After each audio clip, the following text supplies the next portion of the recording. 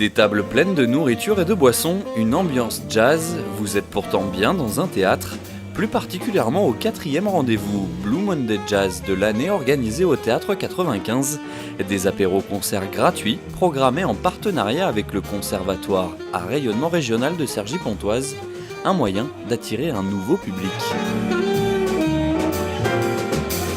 Ce principe nous permet de toucher un public un petit peu plus large que le public que nous avons habituellement au Théâtre 95, de faire vivre aussi les différents espaces du théâtre d'une autre façon, de proposer aussi des rendez-vous gratuits, ce qui permet à un public qui ne vient pas forcément d'habitude de découvrir le lieu.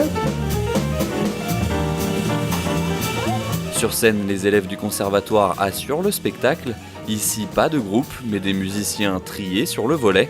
Une composition différente à chaque rendez-vous qui garantit une expérience inédite.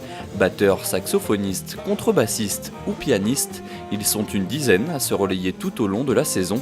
Une manière pour eux de mettre en pratique les enseignements. Pour moi, c'est l'occasion de pouvoir appliquer tout ce qu'on apprend au conservatoire, c'est-à-dire tout au long de l'année, on a beaucoup de cours théoriques, on a beaucoup d'ateliers, etc. Mais là, c'est l'occasion de se mettre face au public et puis d'appliquer voilà, tout ce qu'on a appris. Et le concept attire, le Café de la Plage fait souvent salle comble pour venir écouter des reprises de standards de jazz. Dans le public se côtoient spécialistes et néophytes, des spectateurs d'un soir qui parfois n'hésitent pas à pousser une seconde fois la porte du Théâtre 95.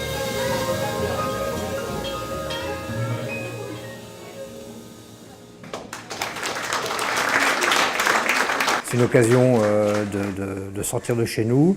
C'est sympa, on mange un petit plat et on a un petit verre de vin. Et surtout, on s'initie un petit peu en même temps à la musique de jazz. Moi, j'aimais déjà au début. Jacqueline, ma femme, aimait un peu moins. Et puis, petit à petit, on s'aperçoit que voilà, on y est un petit peu accroché et on vient. La saison touche bientôt à sa fin. Dernier concert prévu le 9 mai prochain.